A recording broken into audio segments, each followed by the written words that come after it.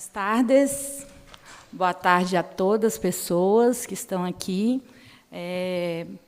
Agradecer o convite, professor Mencarelli, Mônica.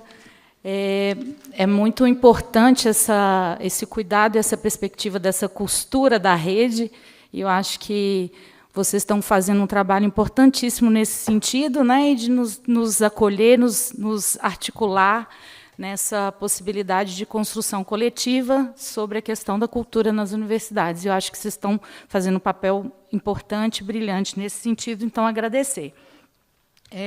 Agradecer também todos que aqui passaram, a possibilidade de troca e de construção e de aprendizado que a gente teve nesses dias todos. Vou me descrever.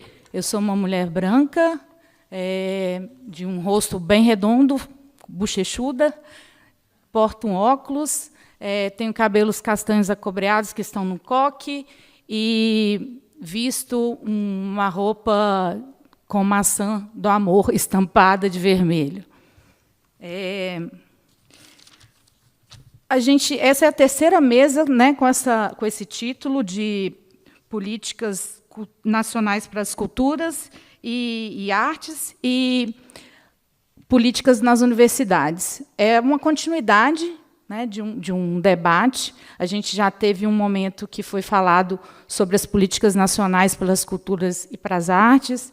A gente teve um momento hoje pela manhã em que foi falado dessa vivência das instituições que têm setores específicos para tratar e fazer a gestão da cultura, e aqui agora a gente vai ter uma possibilidade de escutar relatos de estruturas diversas e também de algumas estruturas que estão vinculadas às pró-reitorias de extensão e cultura, que estão, né, dentro desse organograma.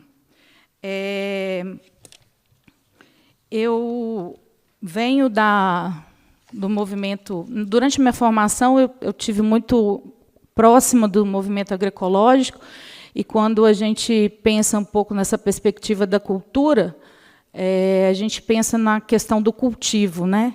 E aí eu sempre fico pensando o que a gente está cultivando nas universidades. Então, trazer um pouco também desse entendimento, porque a política cultural também tem a ver com o fazer e o modo como a gestão está sendo conduzida nas universidades. E hoje, pela manhã, o Marcos trouxe isso de colher junto, né? Então, eu acho que é essa possibilidade da relação com o cultivo, porque cultivo demanda trabalho, demanda cuidado, demanda adubação, demanda rega diária, demanda fertilizar, adubar, enfim. Trabalho, cuidado, e eu acho que é isso que a gente está fazendo todos os dias na universidade. Eu também atuo atualmente como coordenadora de cultura, também estou, enquanto gestora de uma pró-reitoria de extensão e cultura, tenho um setor de cultura, e é um pouco disso que a gente vai escutar aqui hoje, né, nessa mesa. A gente vai começar com o professor Alexandre Molina. Molina é da Universidade Federal de Uberlândia, ele é diretor de cultura da Pró-Reitoria de Extensão e Cultura, da UFO, é professor do curso de bacharelado em dança e do programa de pós-graduação em artes cênicas do Instituto de Artes da UFO, doutor em artes cênicas, especialista em gestão e políticas culturais. Suas principais áreas de interesse são criação e formação em dança, processos de formação em dança na universidade, gestão, produção e política cultural, estudos sobre currículo e projeto pedagógico e consultoria artístico-pedagógica. Molina? Obrigado. Muito boa tarde a todas as pessoas. Eu vou começar também fazendo a minha descrição. Eu sou um homem branco, de cabelos e barba já grisalhos. Tenho 46 anos, 1,76 m. Estou vestindo hoje uma camiseta cinza e, sobre ela, um blazer azul, com o bottom da Universidade Federal de Uberlândia.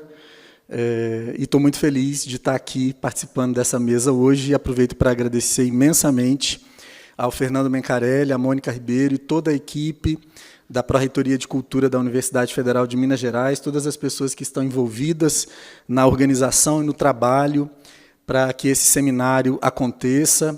Quero agradecer também a toda a equipe técnica que está aqui viabilizando a transmissão desse seminário pelo canal do YouTube, ampliando as possibilidades aí de acesso das pessoas que não puderam estar aqui conosco. Quero também agradecer à equipe que está fazendo o trabalho de tradução para Libras e também ampliando a acessibilidade. Aproveitar para saudar também de forma muito carinhosa a equipe da Pró-Reitoria de Extensão e Cultura que eventualmente esteja acompanhando, conseguindo acompanhar as discussões por aqui, em especial Camila Mui, que é produtora cultural lá da Pró-Reitoria de Extensão e Cultura, uma novíssima entrada na Pró-Reitoria há 1 ano, e foi uma batalha para a gente conseguir essa vaga. A Pró-Reitoria de Extensão e Cultura tem uma única vaga de produtora cultural, que é agora ocupada pela Camila. Bom, eu gostaria apenas de fazer uma brevíssima correção. Eu, neste momento, estou pró-reitor de Extensão e Cultura. Eu estive na diretoria de Cultura da UFO até junho deste ano, e, a partir de então, eu assumi a Pró-Reitoria de Extensão e Cultura, levando aí adiante, com muita responsabilidade, o trabalho desenvolvido pelo professor Helder Silveira, que até junho estava como pró-reitor. Então, feito esse ajuste, eu vou começar aqui, então, a minha fala. Provocado pela sugestão temática para essa mesa, eu pretendo falar brevemente sobre a relação entre políticas de cultura nas universidades e as políticas de cultura em construção no Brasil, a exemplo da reformulação das metas do Plano Nacional de Cultura e da Política Nacional das Artes, passando ainda pelas atuações junto a conselhos municipais e estaduais de cultura. Neste sentido, a ideia é traçar reflexões sobre o nosso papel nesse contexto do ponto de vista das nossas instituições e, mais especificamente, da realidade da Universidade Federal de Uberlândia. Eu me esqueci de marcar o tempo, vou fazer isso agora, para te ajudar, minha colega mediadora. Sobre a dimensão das políticas de cultura nas universidades, muito se afirmou ao longo deste seminário que as instituições de ensino superior são compreendidas como instituições culturais. Afirmação com a qual eu concordo, e eu não vou me repetir naquilo já que foi colocado por tantas pessoas que me antecederam aqui nas falas anteriores. Em direção semelhante, já observamos ao longo dos dias deste encontro que a elaboração e a institucionalização de políticas e planos de cultura no âmbito das instituições de ensino superior são fundamentais para a construção de uma plataforma de gestão a partir da qual as iniciativas tomarão corpo e movimento. Vale ressaltar, no entanto, que a formulação destes instrumentos de gestão deve se dar de forma dialógica, envolvendo as comunidades interna e externa à instituição, a observação do contexto local, além das experiências de outras instituições neste processo. Esta metodologia tem marcado muitas das experiências partilhadas aqui neste coletivo. Políticas de cultura que estabeleçam princípios e diretrizes gerais, orientando os processos de gestão, e planos que sejam constituídos de ações específicas, com prazos definidos, responsabilidades e dotação orçamentária garantida. Sem essas garantias, certamente as políticas e os planos não passam de uma lista de intenções, e pouco se efetivam do ponto de vista da institucionalidade da cultura. Agora, sobre o contexto da Universidade Federal de Uberlândia. A resolução do Conselho Universitário, que estabelece a política de cultura da UFO, define que a instituição tem por finalidade promover, de forma ampla e irrestrita, atividades e práticas culturais com foco na formação dos sujeitos no que tange aos diferentes temas tratados pelo campo da cultura, de modo a ampliar as experiências estéticas e simbólicas da comunidade acadêmica, possibilitando o desenvolvimento crítico, sensível e humanístico, bem como o acesso e o respeito às diferentes formas de expressões culturais. A resolução destaca ainda que a UFO deve assegurar a gestão, o fomento, a promoção e a difusão da cultura e da arte, garantindo as condições para que a continuidade da execução das atividades e das práticas culturais e artísticas já existentes no contexto universitário e estimulando o desenvolvimento de novas atividades. Mas, apesar da existência de uma política para a cultura e o devido alinhamento das ações culturais ao Plano de Desenvolvimento Institucional, PDI, a UFO não conta com orçamento específico e previamente assegurado em sua matriz para a área da cultura. Em direção semelhante, a equipe de servidoras e servidores que atuam no setor é insuficiente frente à demanda de ações, especialmente ao considerarmos a atuação regional e multicamp da UFO, distribuída em 4 municípios, 2 regiões do estado de Minas Gerais e alcançando uma comunidade acadêmica formada por cerca de 35 mil pessoas. Para lidar com este contexto e, ao mesmo tempo, avançar na implementação de nossa política de cultura, a Pró-Reitoria de Extensão e Cultura, através de sua Diretoria de Cultura, criou programas específicos de fomento para projetos apresentados por docentes, técnicas e técnicos e por discentes da graduação, da pós-graduação e do ensino técnico. Estes programas são regulamentados por meio de resoluções dos conselhos superiores, avançando, portanto, na institucionalização dos processos e na garantia de uma longevidade frente às recorrentes instabilidades que assolam o contexto das políticas culturais no Brasil, como já alertado pelo colega e pesquisador Albino Rubim, professor da Universidade Federal da Bahia. A despeito de todo esse processo aqui apresentado, a vigilância contra os ataques de orientação conservadora e autoritarista deve ser permanente. E sobre isso eu vou compartilhar com vocês uma experiência não tão agradável, para dizer no mínimo. Em 2018, a Universidade Federal de Uberlândia recebeu os artistas Denilson Baniwa e Gilmar Terena para participarem de uma programação sobre arte urbana indígena proposta pelo Museu de Povos Indígenas da UFO, visando a realização de pinturas de muros da universidade, envolvendo estudantes das áreas das artes. Um dos muros escolhidos para este trabalho foi a parede lateral do prédio da reitoria, que fica em frente a uma das principais avenidas da cidade. A imagem que aparece ali é um registro deste processo.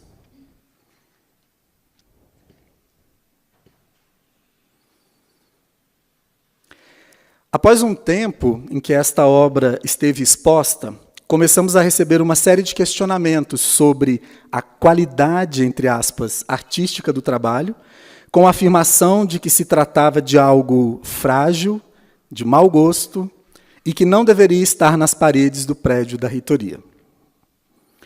Após idas e vindas de ofícios, diálogos, tentativas de explicações, o que por si só já é um absurdo, fomos surpreendidos com a notícia de que o mural tinha sido apagado.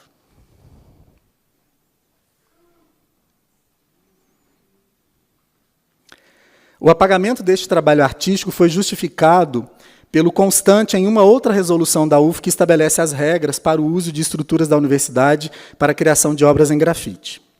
A resolução define que as obras devem permanecer no máximo por 2 anos e depois deve ser retirada, podendo ser substituída por outra, havendo interesse institucional.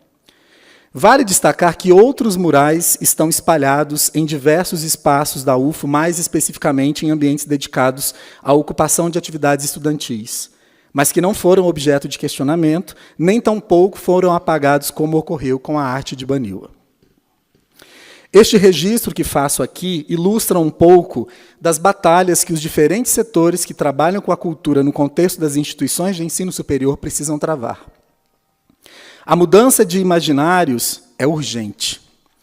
A cultura e a arte têm papel central neste processo. Daí a importância de continuarmos, apesar das dificuldades. Os fantasmas do obscurantismo, do conservadorismo e do autoritarismo continuam à espreita e agindo nos submundos e prontos a promover novos ataques a qualquer momento, como já foi alertado em mais de uma das mesas deste seminário. É preciso agir e rápido, antes que seja tarde demais. Daqui a pouco eu retorno com mais algumas imagens. Avanço agora para o segundo ponto dessa breve apresentação. Qual o papel das universidades frente ao processo das políticas de cultura em construção? As instituições de ensino superior podem e devem contribuir nos processos de formulação das políticas culturais, tanto em suas localidades, como no contexto regional, nacional e ainda internacional. A UFO, por exemplo, conta com 2 assentos no Conselho Municipal de Política Cultural da cidade de Uberlândia, sendo um vinculado ao Instituto de Artes, unidade responsável pela oferta dos cursos de graduação e pós-graduação em artes visuais, dança, música e teatro, e outro pela Diretoria de Cultura, instância responsável pela gestão da cultura na universidade. Dinâmica semelhante é observada nas demais cidades onde a UFO possui sede. A participação em conselhos municipais ou estaduais de política cultural favorece a ampliação dos debates e fortalece também a contribuição na formulação de políticas e ações por parte dos governos locais e regionais, possibilitando ainda a construção de parcerias institucionais e cooperação entre municípios e estados com as instituições de ensino superior. Esta é certamente uma importante contribuição das IES para o processo de construção das políticas de cultura. As instituições de ensino superior têm colaborado ainda no debate sobre temas importantes e caros ao campo da cultura, da arte e das políticas culturais, promovendo debates locais e estimulando a participação social nas consultas sobre normativas em geral. Um exemplo disso é o processo de consulta pública sobre as novas metas do Plano Nacional de Cultura, cujas reuniões regionais com o MINC têm ocorrido em diversas localidades dentro de instituições de ensino superior. Ou ainda a consulta pública realizada pela Diretoria de Trabalhadores da Cultura do MINC sobre a inclusão de novas funções no campo artístico e cultural no Código Brasileiro de Ocupações. Além de atuar como instituição responsável pela formação profissional no campo da cultura e da arte, as universidades e institutos federais trabalham ainda no desenvolvimento de pesquisas e em ações de extensão, buscando soluções para problemas em conjunto com as comunidades. Algumas dessas ações têm sido objetos de termos de execução descentralizada entre o Ministério da Cultura e suas vinculadas e instituições de ensino superior.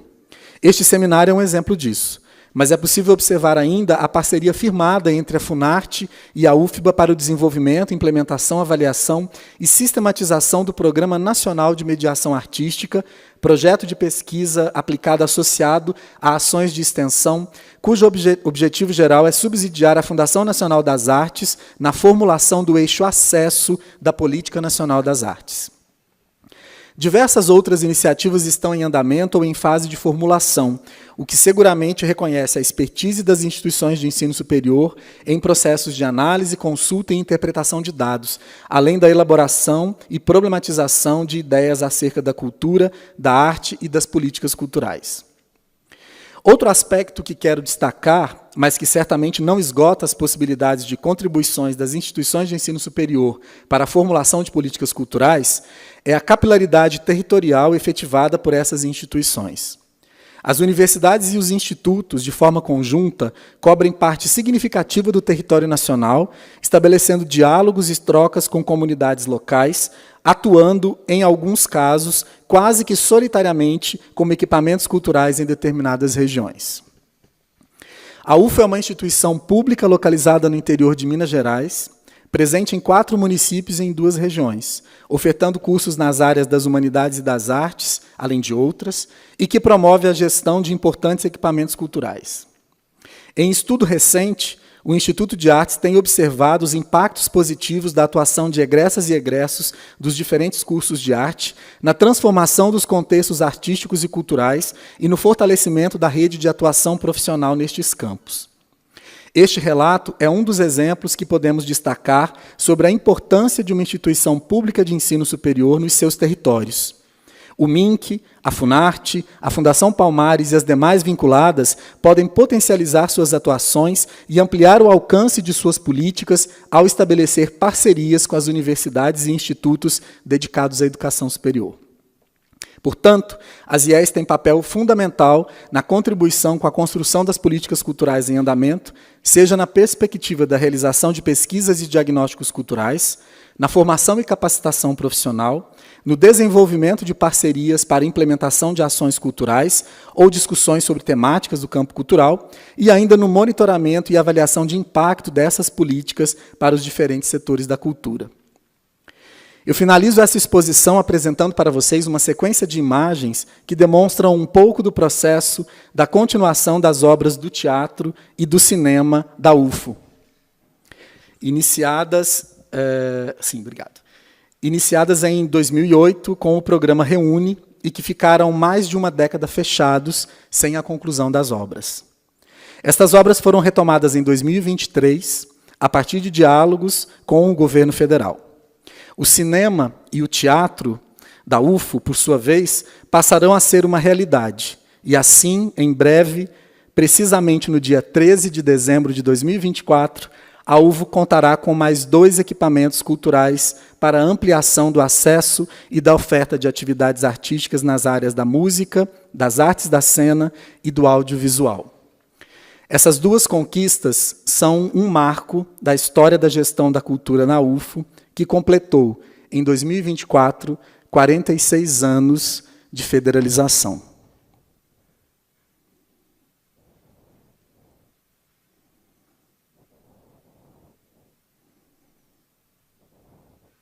Muito obrigado.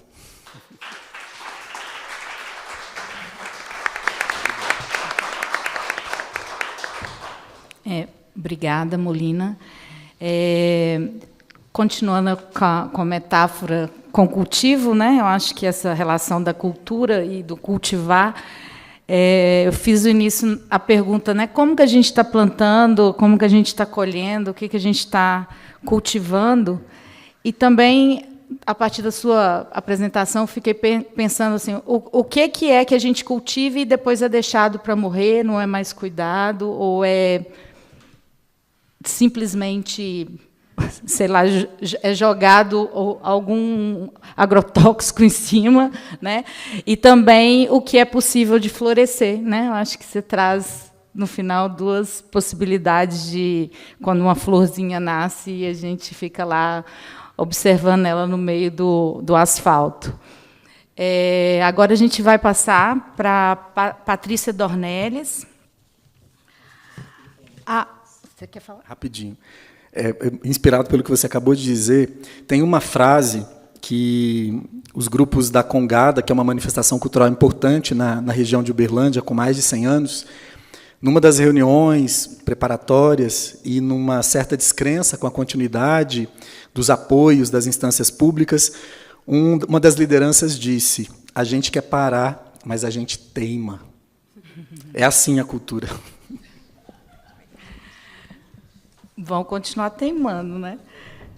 Agora, a Patrícia Dornelles, ela é coordenadora do Laboratório de Artes, Cultura, Acessibilidade e Saúde da Universidade Federal do Rio de Janeiro e do curso de especialização em Acessibilidade Cultural, Encontro Nacional de Acessibilidade Cultural e do Grupo de Pesquisa, Terapia Ocupacional e Cultura do CNPq. É professora de terapia ocupacional e da pós-graduação em psicossociologia de comunidades e ecologia social do Instituto de Psicologia da UFRJ, mestre em educação e doutora em geografia. Atuou no Ministério da Cultura entre 2005 e 2019, foi superintendente de difusão cultural no Fórum de Ciência e Cultura da UFRJ de 2015 a 2019. Patrícia. Bem, bom dia a todos. Bom dia, não, boa tarde, né, a todos e a todas. Eu sou Patrícia Dornelles, então, sou da UFRJ. Vou atualizar agora, então, né, o meu currículo. A última vez que eu estive aqui, eu estava deixando de ser superintendente.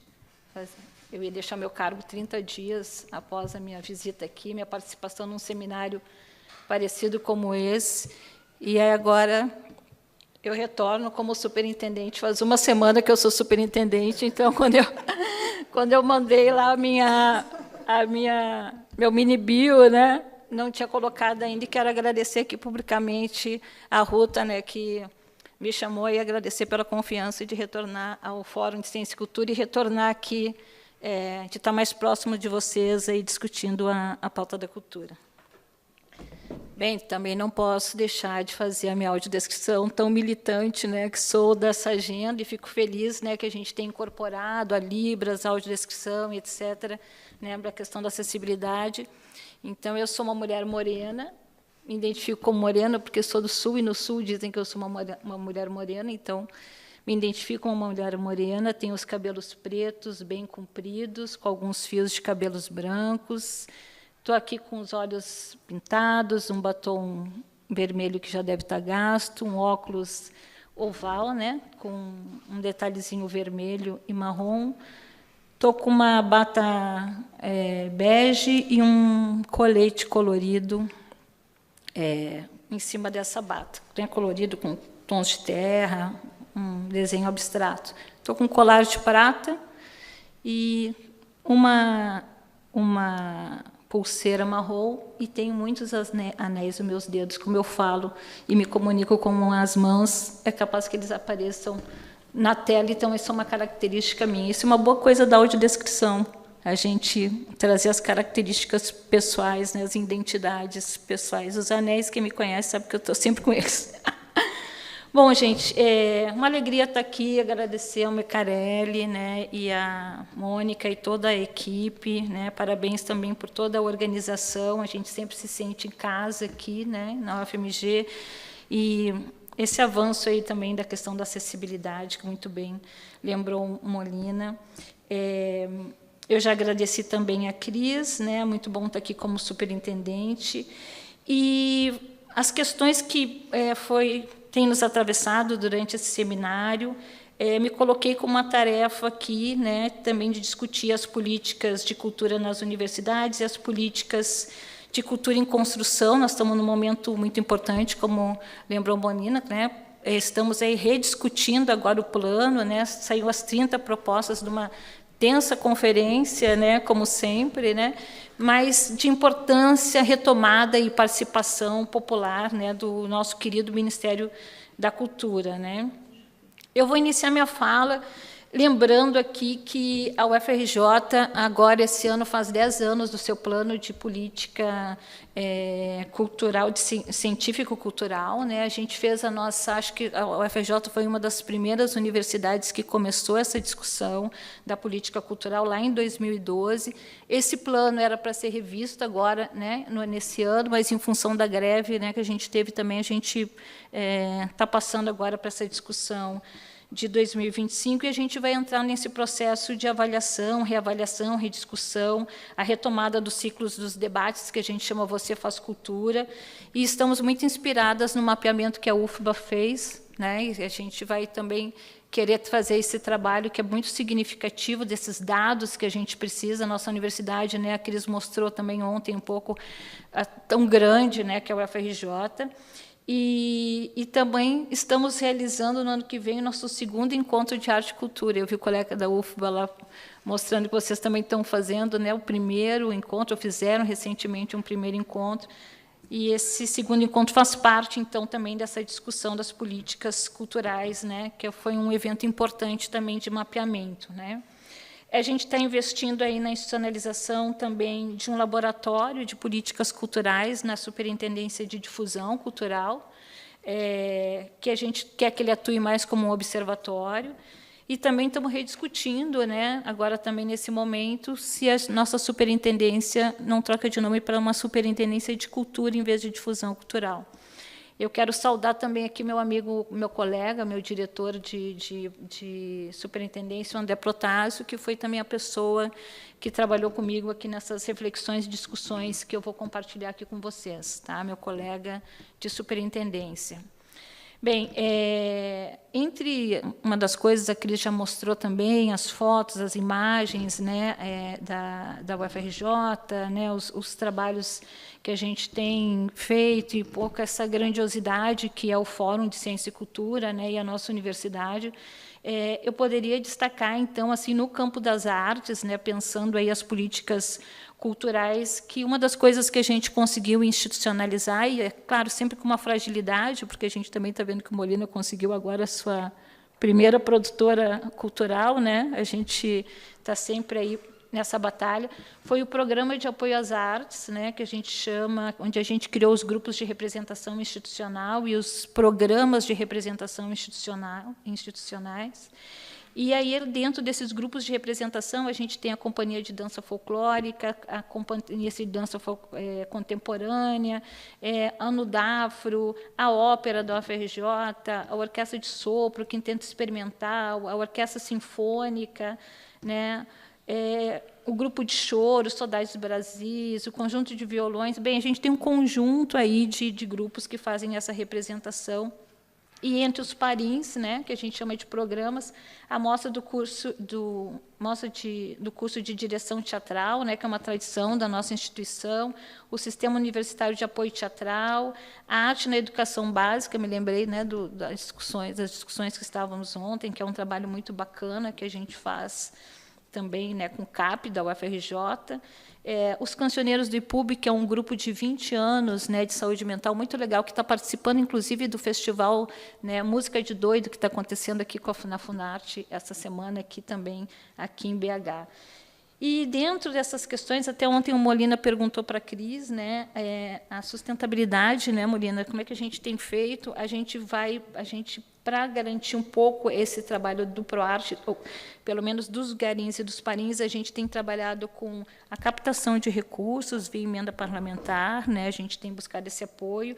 A gente conseguiu garantir bolsas fixas para os alunos de graduação que participam desses grupos, e a gente tem uma ação de circulação, que é o Circuito ProArte, né, que é onde a gente faz todo um trabalho de difusão dessa agenda.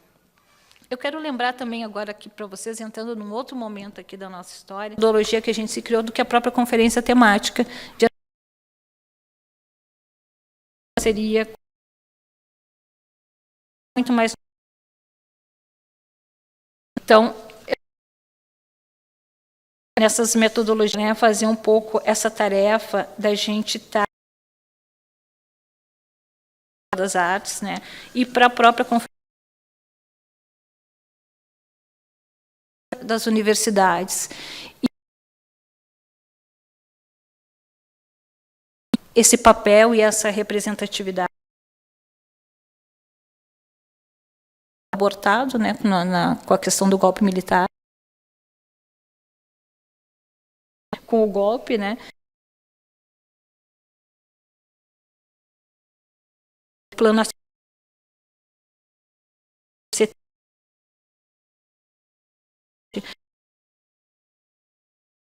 foi um encontro bem importante, e a formação em pós-graduação e literatura. E eu acho estranho que e as artes visuais não estão presentes, né? Mesmo naquele uma identidade das universidades. E aí, Molina, um pouco esse lugar que a gente está no isso que eu costurei. Então, tomando e apoiando o Ministério da Cultura, a gente olhando para o UFRJ e o seu plano de cultura, a gente vê que eu já falei para vocês, apresentação. E eu vou olhar lá para o plano, né, da terceira conferência, e se a gente for olhar, a gente cultural, né, a solicitação de usos dos espaços, né, Márcio também ontem fez essa provocação, né, que a gente com espaços que podem ser acolhidos, né, e acolher está desenvolvendo o seu trabalho, eu já vou a contribuição das universidades no notório saber.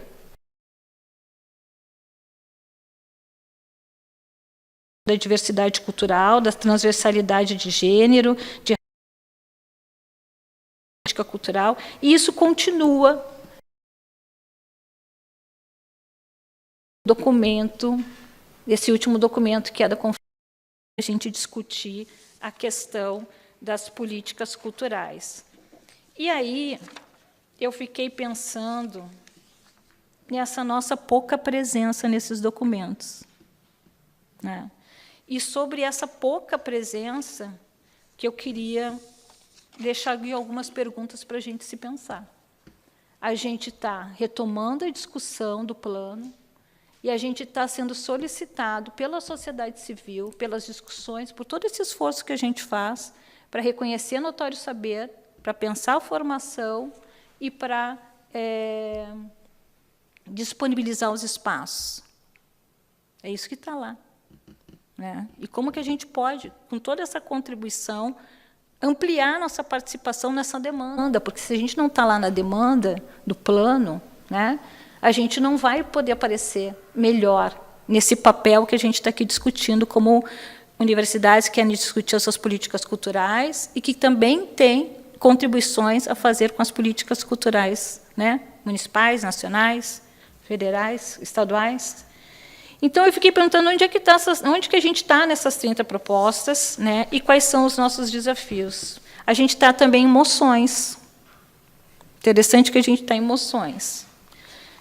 Para a questão de renovação de currículo e disponibilização de espaços. E aí, claro que tem lá nos textos, as apresentações e nas provocações, algumas questões que as pessoas falam da importância da universidade, a questão de criação de grupos de pesquisas entre universidade, ponto de cultura, fazedores de cultura, a questão da extensão universitária, mas isso não está nas propostas aprovadas. Então, eu queria deixar perguntas para a gente.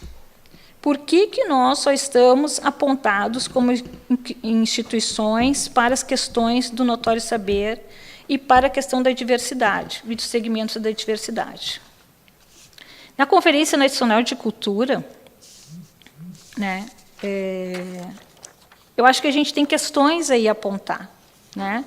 As questões dos egressos, que tu falaste bem, né, Murilo? Mas como é que estão os egressos nos representando as questões da universidade nas conferências, né, defendendo a universidade de uma participação maior, né, nas conferências? Eu também fico pensando, né, será que aqui a gente tem algumas pistas, né, para colocar o... Já vou terminar. O Márcio falou da formação das políticas públicas culturais nas artes, né? Eu acho nas artes e na nossa formação, então acho que faltam disciplinas em relação a isso para que a gente possa avançar na discussão das políticas culturais, né? Então, como os setores das políticas culturais, né, como que a gente está mobilizando e organizando nas nossas universidades, como a gente está internamente se organizando para se representar nas conferências municipais, estaduais e nacional de cultura com a representatividade institucional de nossas políticas culturais. Eu acho que isso é uma questão para a gente pensar, né? Será que, como somos instituições federais, a gente só está dialogando direto com o governo federal, através dos TEDs, das parcerias, mas a gente não está conseguindo ser mais orgânico dentro do nosso território na representatividade do debate político das conferências municipais e a sociedade entendendo ali a representação da universidade nesse papel, né? As participações dos nossos docentes e técnicos, né, servidores todos das universidades, nas conferências e fóruns, será que elas estão sendo realizadas de formas individualizadas? Eu vou porque eu estou no campo da dança, mas eu represento a dança, mas eu não consigo trazer a representação da minha instituição. E, bem, era isso que eu queria deixar como provocação para a gente pensar sobre isso.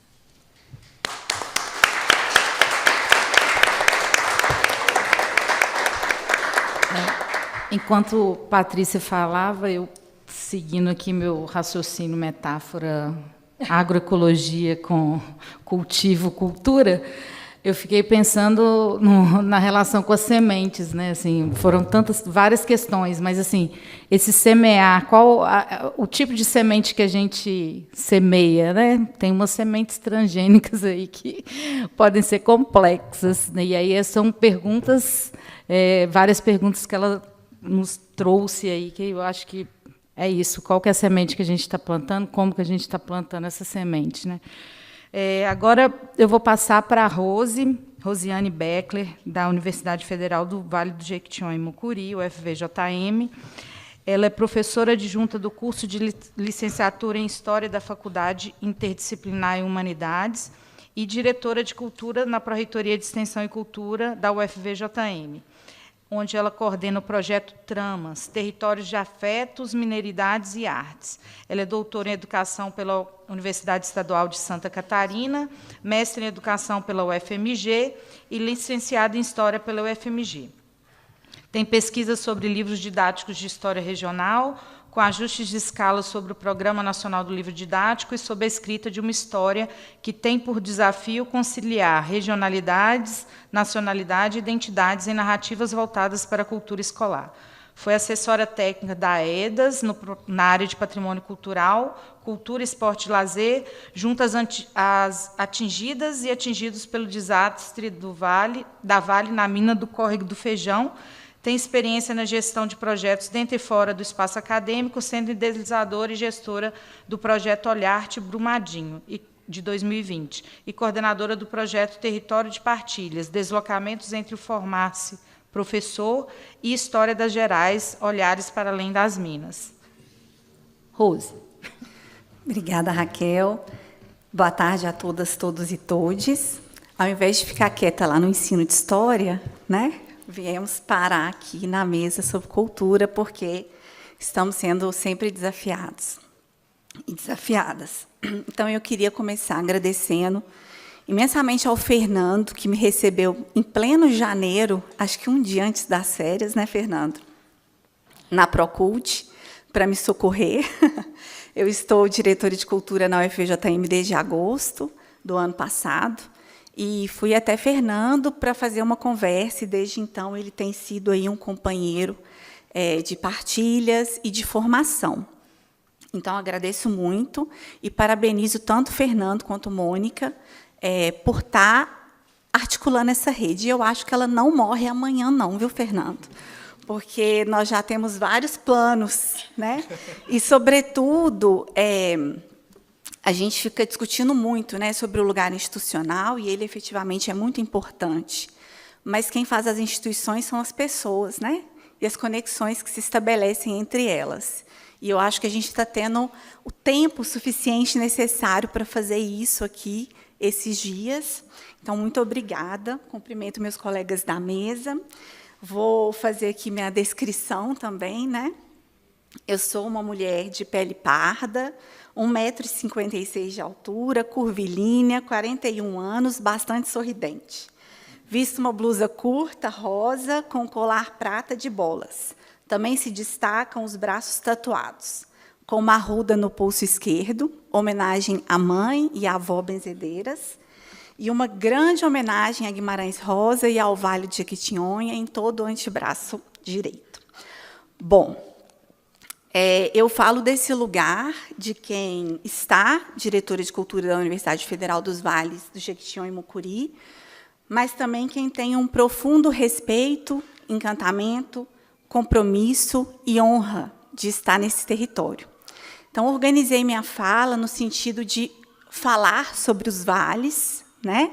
De trazer um pouco sobre a cultura nesse espaço e dos horizontes de expectativas, aí me apropriando de uma expressão do Kozelek, já que sou historiadora. Mas, para iniciar, deixa eu cuidar aqui do meu tempo, para pedir licença, eu vou trazer um poema de um estudante que eu tive a honra de orientar no TCC, Ives Alan Pereira, vindo do Jequitinhonha para estudar em Diamantina, e hoje mora em Patinga, e ele inscreveu esse poema no 39º Festivale, né, que o festival é um dos maiores festivais de cultura popular no Vale do Jequitinhonha. E hoje eu falei, nossa, eu queria começar com uma poesia, e a gente, trocando ali uma figurinha, tivemos essa feliz memória, lembrança, né, de nos lembrarmos, de pedirmos a Ives o texto dele. Então, vou começar com esse texto, que é uma forma também de pedir licença. Canto do filho que emigra. Eu peço licença, amado e retumbante solo, para fértil novamente em ti pisar. Desde que deixei minha casa, na alvorada anunciada, pedi a Santa Luzia que me desse proteção.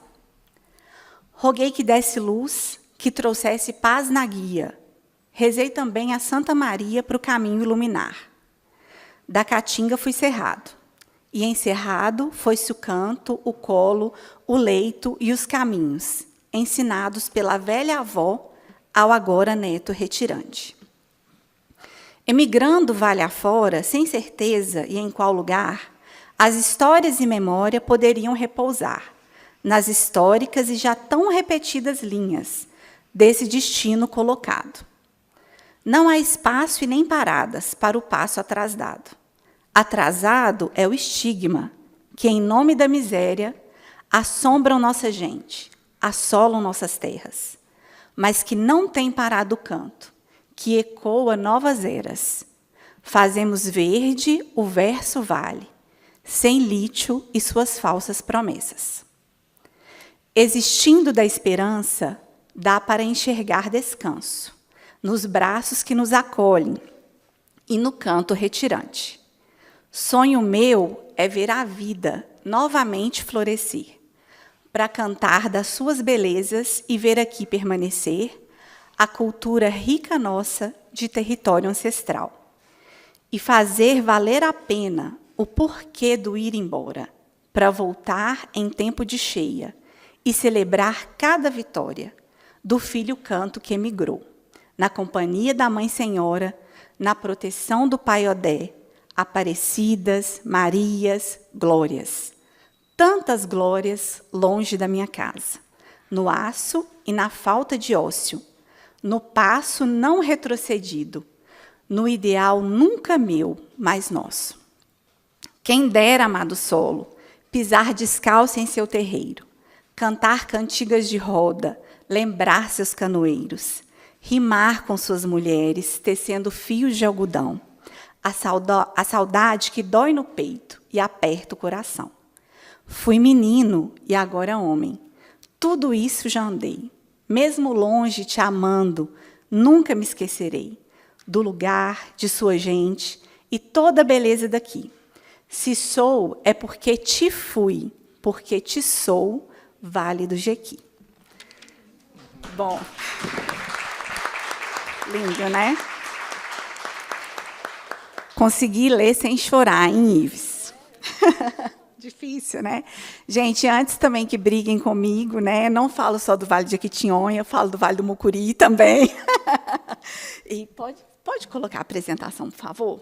Então, vou me organizar aqui para me ater ao tempo. Bom, a Universidade... Pode passar.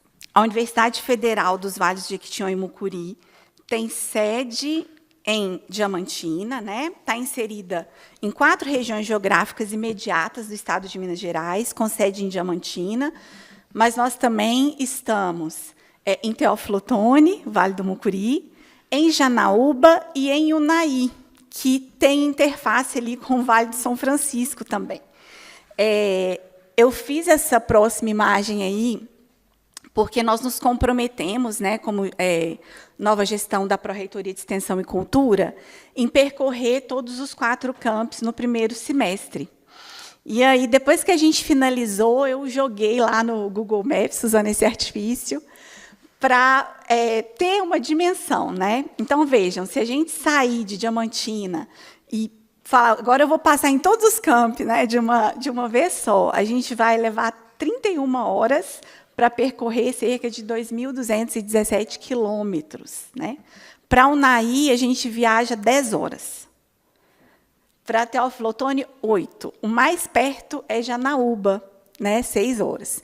Então, só para a gente ter a dimensão dessa territorialidade na qual a UFVJM está inserida, né? Ontem eu falei, e aí eu acho que a gente pode discutir, mas, efetivamente, né, com sede nessa porção do território mineiro, dentre todas as universidades federais que estão em Minas, é só a UFVJM, sendo a sede nessa cidade declarada Patrimônio Histórico pela Unesco em 1999. A UFVJM possui, assim, uma capilaridade institucional que conecta diferentes tessituras históricas como um ponto de convergência, não sem conflitos, da história das Minas e da história das Gerais. Na amplitude desses territórios se encontra uma parcela significativa e, por vezes, negligenciada de povos e comunidades tradicionais de Minas Gerais. São comunidades quilombolas, apanhadoras e apanhadores de sempre viva, geraizeiros, vazanteiros, pescadores artesanais, povos de religiões de matrizes africanas, indígenas, dentre tantos outros grupos detentores de saberes ancestrais de destacado valor para a nossa formação cultural e histórica. Acreditamos que é parte da função social da nossa instituição contribuir de forma dialógica e horizontal, mesmo porque apresentei aqui o texto de Ives, né? E são esses meninos, meninas, menines formados na cultura popular do Vale do Jequitinhonha e do Mucuri, que estão conosco nas nossas salas de aula, com saberes que devem e necessitam ser valorizados e compartilhados. E aí vou fazer um parêntese aqui. Eu sou muito subversiva para me manter no texto. Historiador, né, gente? Tem uma questão aí de formação.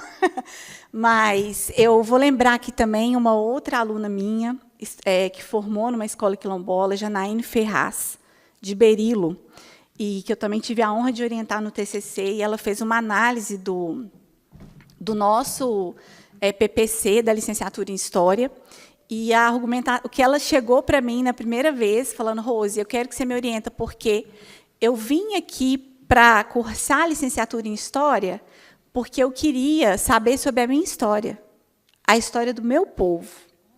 Só que eu cheguei aqui e não encontrei isso. Como que é? Por quê? Né? Por que não é a nossa história que está sendo trazida aqui? E aí a gente pode trazer culturas, artes, outros predicados também, ou outros questionamentos. Então, assim, são esses os nossos estudantes, muito questionadores, inclusive, viu? Que bom que são assim. Então, vejam, nós acreditamos, né, que é parte da função social da nossa instituição contribuir dialogicamente, horizontalmente, para os processos de acesso às políticas públicas por essa população historicamente negligenciada e também para reconhecimento, para divulgação, para salvaguarda e visibilidade dos saberes, das culturas, do patrimônio cultural do qual são detentoras. Também consideramos que é nossa responsabilidade a salvaguarda e a divulgação desse patrimônio, como estratégia central para a diminuição da desigualdade social e melhora dos índices de desenvolvimento humano na região. Fala-se muito, e há um debate também no próprio Vale do Jequitinhonha, né, quando a gente coloca a riqueza do vale só na dimensão da cultura ou do artesanato. Né? Mas a gente precisa ampliar esse debate e fazer essa escuta. Por que estão reclamando isso? A gente não quer colocar a cultura ou as artes num lugar de idealização ou de romantização, né? Mas entendê-la como processo de economia criativa, como processo de luta, como processo de resistência. Essa também é a tonalidade das demandas que a gente observa no território. Bom, contudo, há de se admitir a existência de uma lacuna, inclusive institucional. A UFVJM não conta com nenhum equipamento cultural formal. Também não temos nenhum curso ainda, espero, ainda, né, na área das artes. Além disso, a gente observa precariedade ou inexistência nas cidades onde estamos de museus e centros de preservação de acervos históricos e culturais. Mesmo a cidade de Diamantina, mundialmente conhecida por seu valor histórico e cultural, não possui um arquivo municipal para preservação e disponibilização dos seus acervos. Bom, eu vou deixar isso aí um pouquinho enquanto eu faço essa parte aqui polêmica. Observa-se que, a par da diversidade interna dos 853 municípios mineiros, nossa, 22 já, o que sobressai em narrativa circulante sobre Minas e sua mineridade é esse encadeamento histórico, né, que vai eleger como marco fundador a descoberta do ouro e também as outras atividades mineradoras, no caso de Diamantina, começa com o ouro, depois encontra-se o diamante, como a pauta ali central. Né? Uma história e uma cultura construída sobre a ideia de uma imagem unitária, revelando a necessidade de junção das disparidades externas, das disparidades internas, e que precisa ser revisitada em profundidade. Por outro lado, narrativas desenvolvimentistas elaboradas ao longo das décadas de 70 e 80 inventam, por exemplo, um Vale do Jequitinhonha como um vale da miséria, né? Isso é uma estratégia que a gente sabe para a exploração de mão de obra barata e dos próprios territórios, inicialmente para a plantação massiva de eucalipto, né, da monocultura de eucalipto, e agora, recentemente, essas narrativas são revisitadas para a exploração do lítio que se observa a despeito das demandas sociais, culturais e ambientais daquela região. Bom, o reconhecimento dessa diversidade, assim como o descompasso socioeconômico e particularidades das demandas do campo das artes e da cultura, advindas das diferentes regiões nas quais a UFVJM está presente, é a bússola orientadora das nossas ações na diretoria de cultura, né? Porque a gente entende também a cultura como esse lugar formativo, transversal e político, né?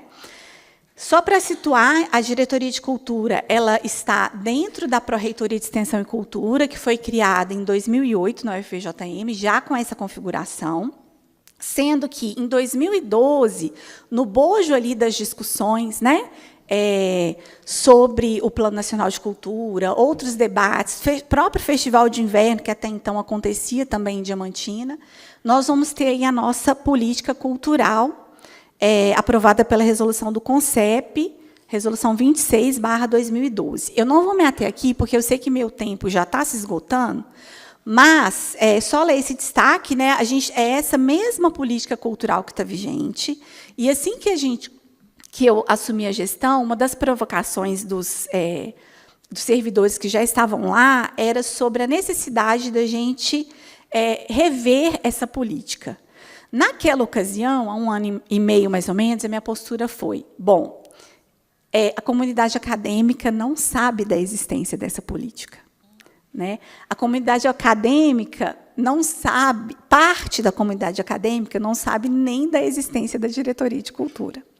Então, durante esse 1 ano e meio, a dedicação foi precisamente dar a ver a existência desse documento, né?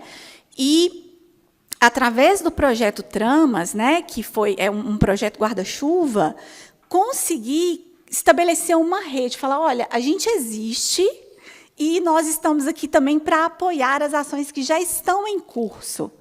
E isso, eu estou já começando nesse processo de avaliação de fim de ano, mas me parece que funcionou, né? Por que a gente sabe que funcionou? Porque as demandas estão chegando. Né? De repente, a cada semana chegam demandas, chegam contatos, busca de apoio. Apoio, gente, que às vezes vão de coisas simples. Né? Recentemente, o Museu do Diamante fez contato e falou, Rose, a gente quer levar uma turma aí em cima no campus. Em Diamantina, em todas as cidades, os campos da UFJM, eles são cerca de 5, 7 quilômetros afastados do centro da cidade. E, no entorno, não tem nada. Né? Eu acho que é importante situar essa realidade também. E é muito difícil, às vezes, você levar uma escola para uma atividade no campus, porque a prefeitura não disponibiliza transporte para a escola que é estadual. A escola estadual não tem o recurso. Eu sei que meu tempo está estourando, já estou acabando. 4 minutos. Então, assim, isso é parte da nossa função também. Possibilitar esse deslocamento, promover a divulgação da própria universidade, isso também é cultura, né? E eram coisas muito difíceis de viabilizar, porque o aparato burocrático, né, e é importante que exista isso, né, nos demanda alguns ritos. Então, no caso da Pró-Reitoria de Extensão e Cultura, nós temos um sistema específico de registro de atividade de extensão e cultura. Qual que foi a estratégia? Vamos criar um projeto guarda-chuva e, nele, a gente vai acolher essas demandas. Então, vão de coisas, né, mais simples ali. Há possibilidades da gente fomentar, por exemplo, a participação que teve agora de encontro de várias comunidades quilombolas em Minas Novas, no dia 26, nós podemos estar presentes, ou fomento a debates, enfim, são estratégias que a gente vai construindo para dar conta dessa política, né, que busca promover a arte, a cultura, na UFVJM, nas regiões de sua abrangência, através da interação entre saberes, linguagens, passado, presente, ciência e arte. Eu gosto muito dessa imagem. A gente teve recentemente a Semana de Integração, Ensino, Pesquisa e Extensão, e aí recebemos para uma mesa a comunidade do Espinho, que é uma comunidade quilombola do município de Gouvêia. Estiveram lá conosco. E só para pontuar, né, o que a gente conquistou dessa política que já tem 12 anos? E agora, nesse momento, eu já avalio mesmo que ela precisa ser revisitada, né? Isso é um fato. Mas eu também precisava desse tempo de amadurecimento frente a esse documento, de amadurecimento aqui nesses espaços formativos, até para entender qual que é a forma adequada de conduzir democraticamente uma revisão, né, dessa política, que é algo tão importante, né? Nós temos hoje na UFJM um programa de apoio à cultura e à arte, que apoia 25 projetos, né, com uma bolsa e um recurso para custeio. A extensão tem 110 projetos, mas devagarzinho a gente vai tentando aí ampliar esse número. Já falei sobre o CIESC, sobre o Tramas, e a política cultural ela tem sido também mobilizada no sentido pedagógico, né? Porque ali no contexto da gestão, eu brinco, eu falo assim, gente, eu sou a última na linha sucessória, né, de todo esse aparato aqui. Mas, às vezes, a gente precisa ir ali pautar alguma questão. E aí, gente, não é literal, mas se precisar, vai ser. Eu pego essa política, coloco debaixo do braço, todo parecer que eu preciso solicitar para o PGF, eu inicio. De acordo com a política cultural da UFVJM, né, e já destaco ali. Então, tem sido um documento fundamental para a gente poder garantir, ainda que a passos muito pequenininhos, certos avanços. A gente tem algumas questões em aberto, né, como o regulamento das atividades artísticas e culturais. Existia aí a perspectiva da constituição de uma Câmara Cultural e Artística, de artes da universidade, captação, mobilização de recursos, os próprios equipamentos culturais, a descentralização e o uso de recursos. Então, não é assim que a gente está no melhor dos mundos. Vou parar nesse aqui, que não vai dar tempo do outro, não. Não é que a gente está no melhor dos mundos, mas temos avanços e, sobretudo, temos a dimensão dos desafios que se colocam. Uma outra proposta é conseguir também promover ações formativas, exercícios aí de ações formativas, seja com as escolas, né, de inverno, de verão, concursos de aperfeiçoamento, para que a gente consiga aí, trazer um curso na área das artes para a UFVJM. Acho que isso é uma conversa que a gente já tem feito com a reitoria. E o que eu trouxe mesmo assim, esse panorama. Só para fechar aqui, não sei se você consegue colocar o vídeo para mim, que eu mandei para ela pelo WhatsApp, só para fechar em um compilado das ações culturais que a gente fez agora na Sintegra, que foi muito recente. E nós temos também trabalhado nesse sentido de ampliar as redes de interlocução com os artistas locais em todas as cidades de abrangência, né? O que é desafiador e nos mostra que cada territorialidade vai ter as suas demandas específicas, as suas particularidades, e a potencialidade de encontros, de momentos como esse, para nos inspirar mesmo, né? Às vezes entristece um pouco também, né, quando a gente escuta dos colegas a partilha das dificuldades, mas às vezes também outras partilhas e fala, nossa, a gente ainda está tão pequenininho, mas por outro lado nos ajuda a reafirmar aí o compromisso e a luta. É isso. Desculpa ter passado um pouquinho, Raquel.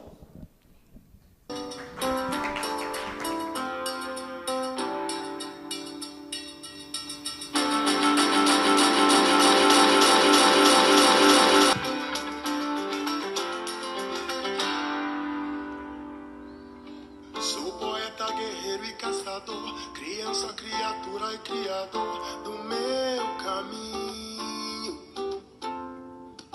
Sou profeta, pedreiro e protetor, sou moleque, malungo e seguidor do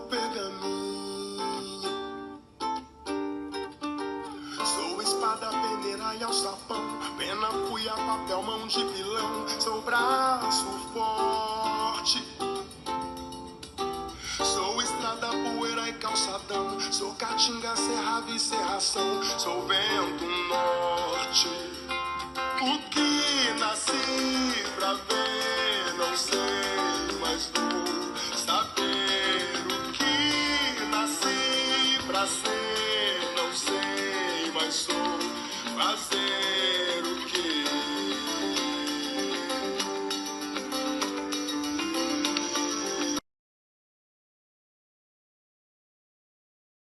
Eu fico muito feliz, porque eu já estive na UFVJM, fui assessora de Extensão e Cultura lá no campus em Teoflotone, então fico muito feliz de escutar o relato.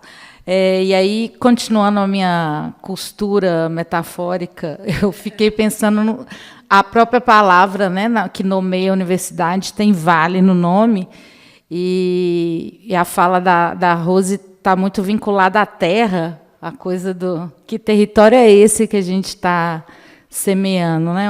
Que a gente está cultivando. Como que a gente escolhe essa terra? Que terra é essa? Ela é grande? Ela é distante de de um lugar para outro? Como que a gente articula essa produção? Como que a gente circula e comercializa? Então, eu fiquei pensando muito. Vocês vão me desculpar, mas hoje a agroecologia baixou em mim, até vestir.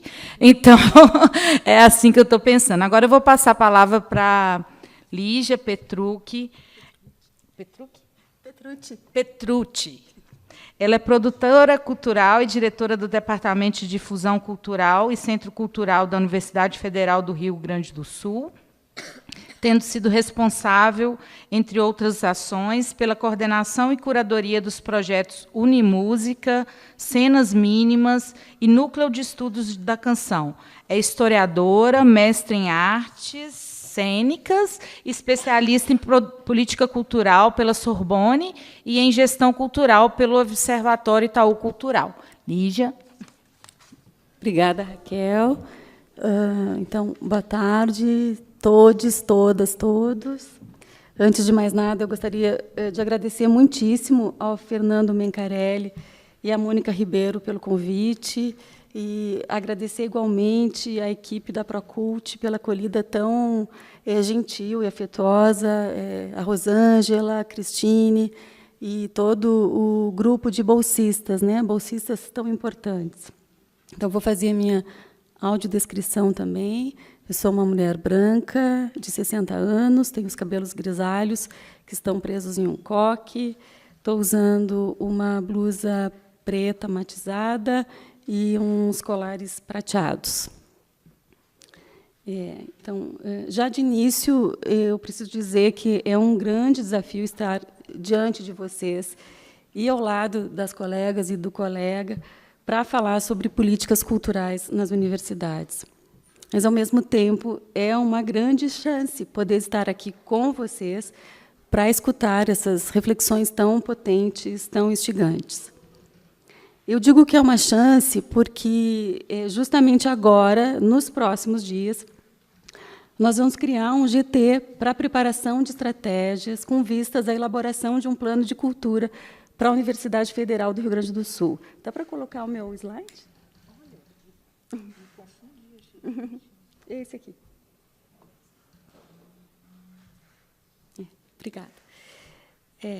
O desafio reside no fato de que só agora estamos efetivamente nos debruçando sobre essa questão, ainda que o tema já venha em pauta há alguns anos. Ou seja, o desafio é o de vir aqui falar sobre uma lacuna, sobre algo que ainda não é, né? Mas, mais do que tudo, é falar sobre um paradoxo.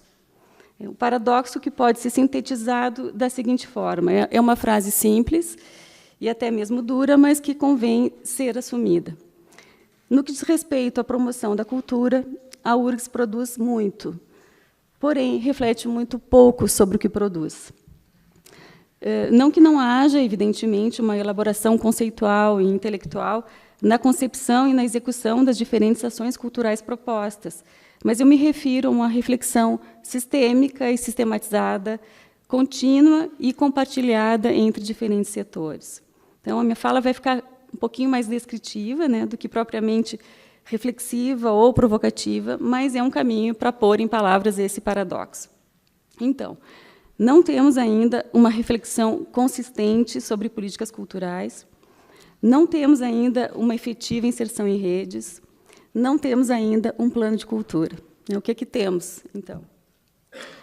A URGS tem uma longa trajetória de atuação no campo da cultura, né? Uma trajetória que remonta, inclusive, à década de 1940, com a criação de um primeiro departamento cultural subordinado à reitoria.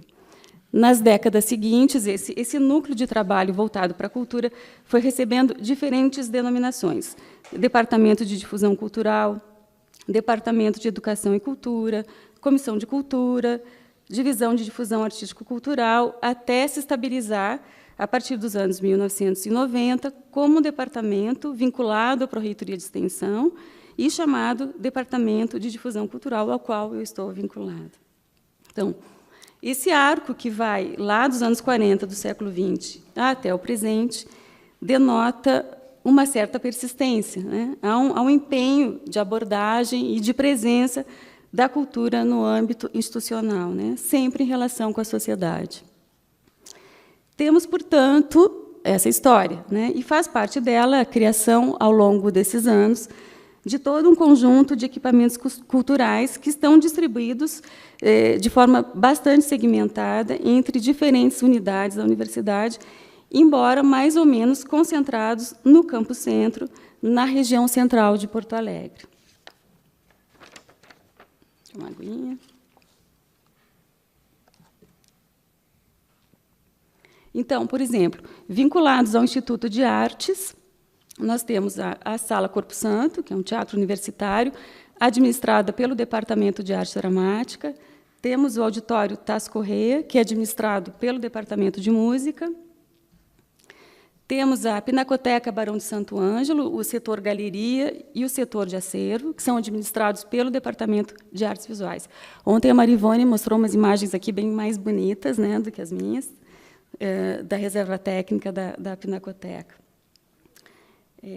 Agora, vinculados à Pró-Reitoria de Extensão, nós temos o Salão de Atos, né, que foi inaugurado em 57, que é um espaço em forma de anfiteatro com 1.100 lugares, já hoje que conta com acessibilidade, né. Tem um piano Steinway maravilhoso, de cauda inteira, que é um dos únicos da cidade. Na ProReste temos também um planetário, o Planetário José Batista Pereira, que foi criado em 72 e passou recentemente por um processo de renovação com a digitalização do equipamento e atende centenas de estudantes. Temos ainda o Museu da URGS, que foi criado em 84, no contexto das comemorações dos 50 anos da universidade, e que está sediado num prédio histórico desde 2002.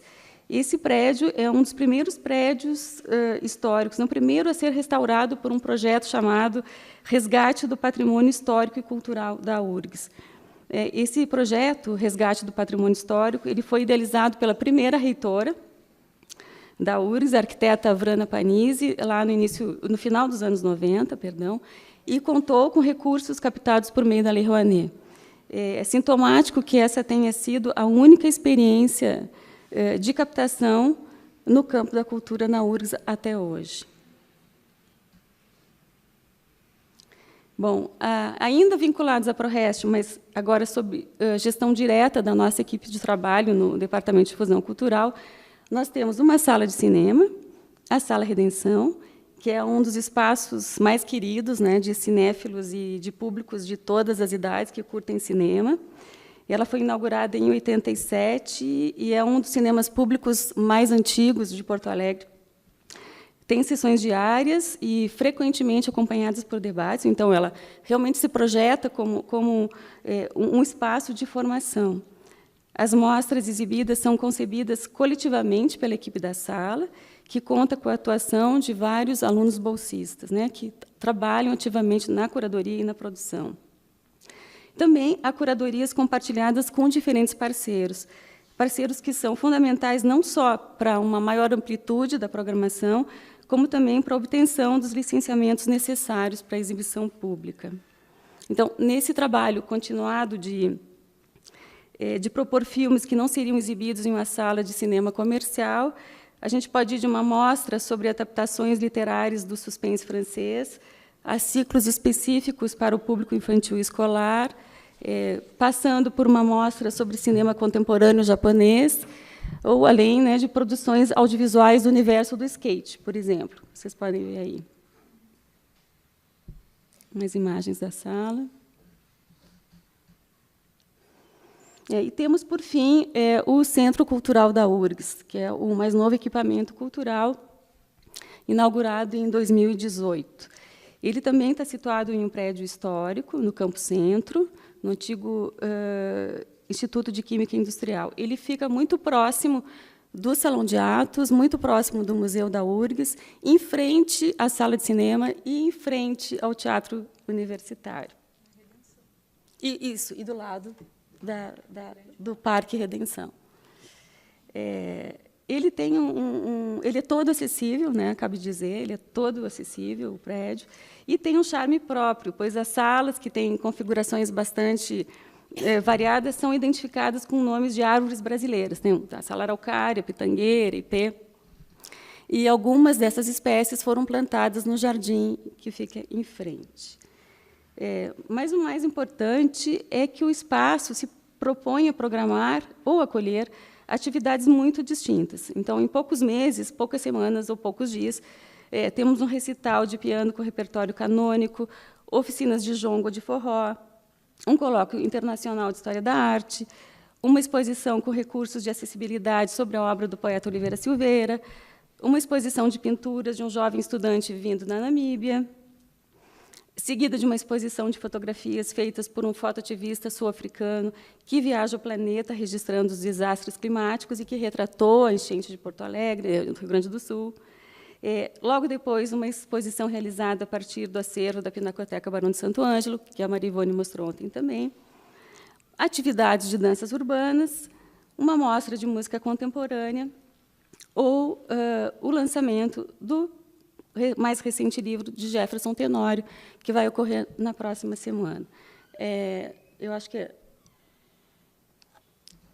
queria registrar aqui que o Oliveira Silveira, que eu mencionei aqui, a respeito da exposição, é um poeta e ativista nascido no interior do Rio Grande do Sul, muito reconhecido como ativista, menos conhecido como poeta. Ele foi um dos proponentes, um dos principais proponentes, né, da adoção do 20 de novembro como Dia da Consciência Negra, hoje feriado nacional. O Oliveira Silveira é também uma referência para o Jefferson Tenório.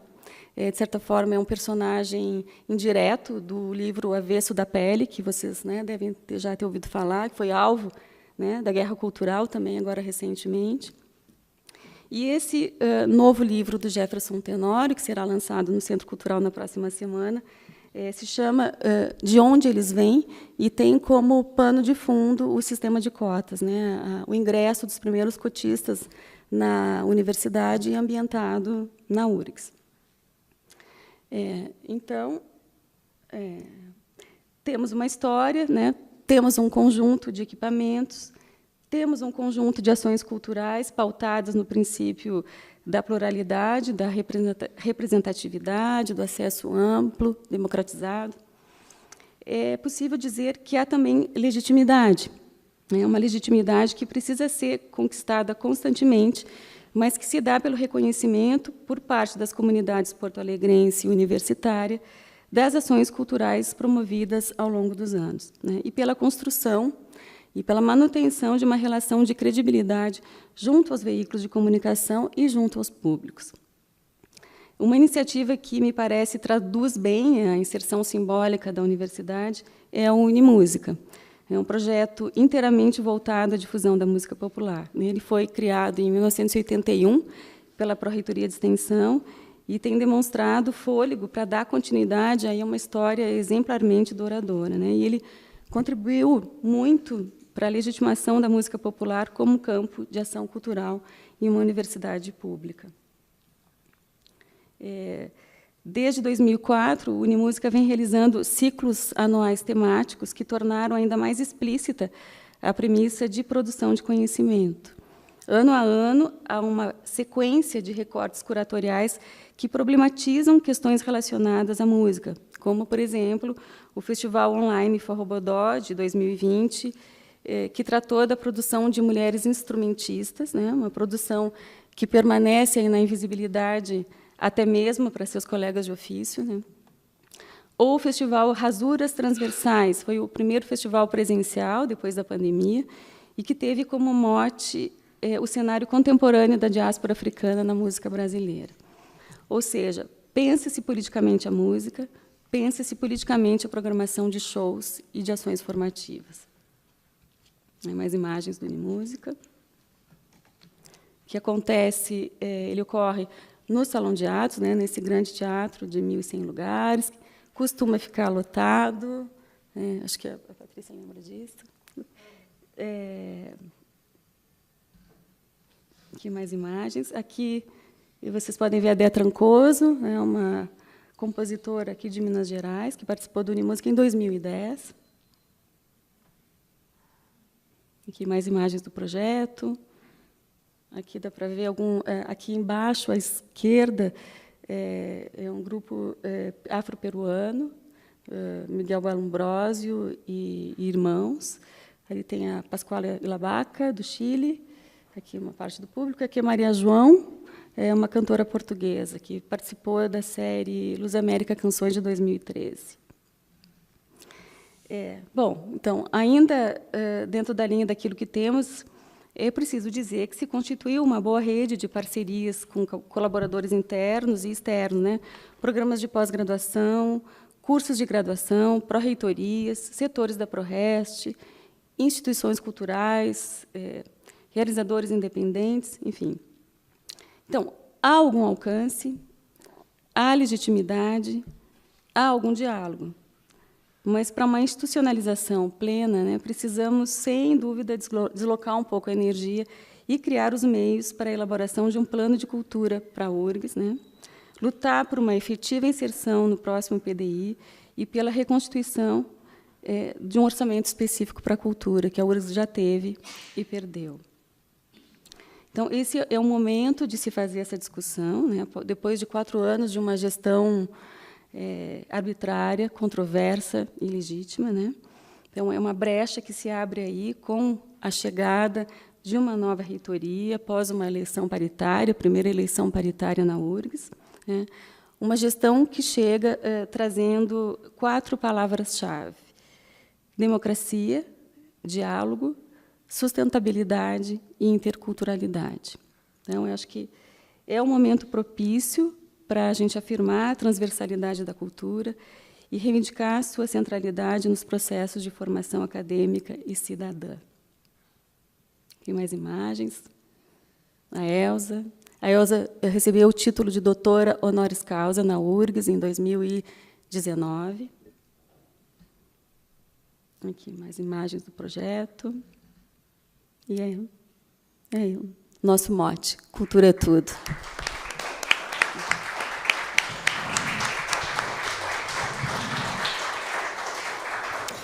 Obrigada, Lígia. Eu fiquei pensando, tem um saber popular, tradicional e espontâneo das unidades de produção familiar, que eles integram tudo, né? Então, o esterco lá do galinheiro vai servir de fertilizante para a horta, né? De adubo para a horta. E, às vezes, eles fazem isso espontaneamente, assim, é feito, né? E eles têm toda essa integração. E, quando a gente vai escutá-los e fomenta uma dinâmica de diagnóstico, de entender e começar a perguntar, eles começam a enxergar a integração.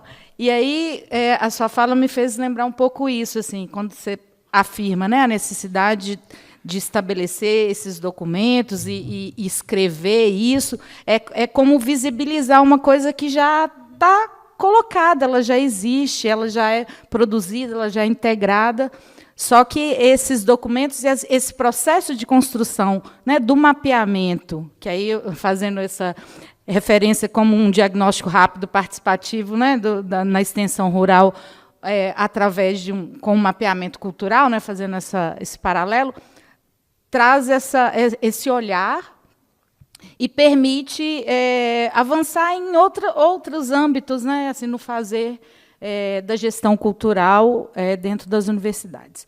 Agora eu vou passar a palavra para a última participante da mesa. Vamos ter o prazer de escutar em espanhol agora. Estou muito feliz. Hoje, assim, foi uma outra experiência muito cultural, importantíssima, né? A gente escutou vários sotaques, acentos espanhóis, né? E também português, Brasil, de vários lugares. Então, assim, isso também é uma perspectiva cultural importantíssima, trazer essa questão da linguagem.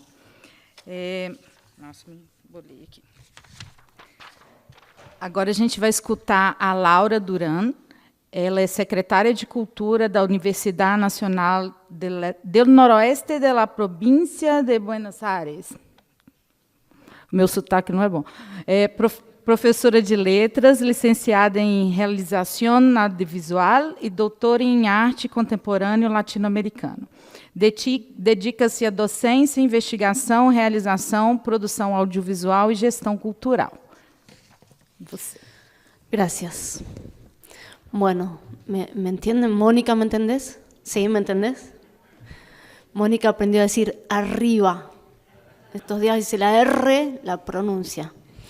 Bueno, me toca ser la última el último turno previo al último turno, así que voy a tratar de, no sé bailar, no sé cantar, así que voy a tratar de, igual cuando lean un par de cositas que traje para ustedes se van a despertar si están dormidos.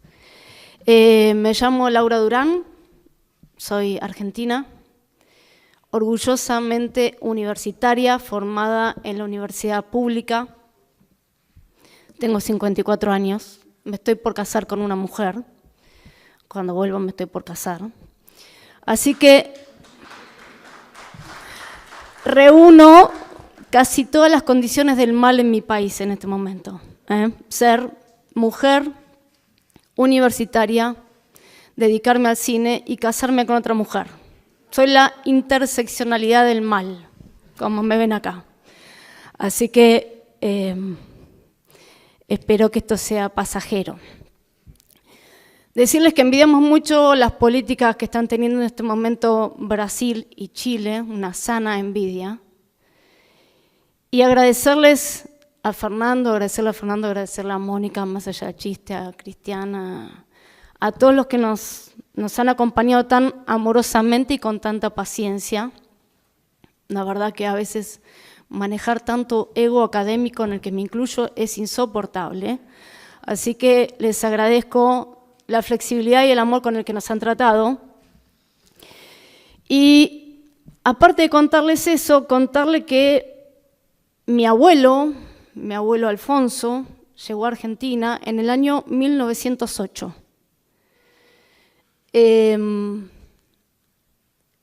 Fue a trabajar a un campo, a criar caballos, porque era lo único que sabía hacer. ¿Me entienden bien? ¿O estoy hablando? ¿Sí?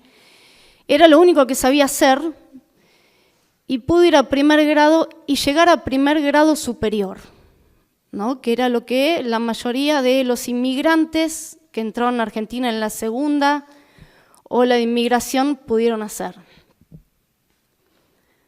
Un poco más grande se dedicó a vender diarios y pudo darle una educación secundaria a mi mamá. Mi mamá y mi papá fueron al colegio secundario y tuvieron que salir a trabajar.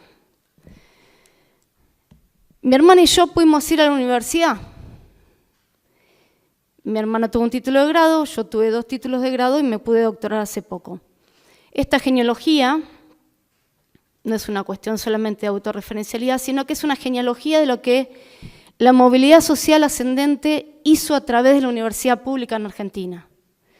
Por eso cuando empecé a armar un texto para hablar de política cultural en construcción, en el momento en que nosotros estamos asistiendo a la destrucción de la política cultural, hay una frase que usan mucho nuestros adolescentes que es fingir demencia, ¿no?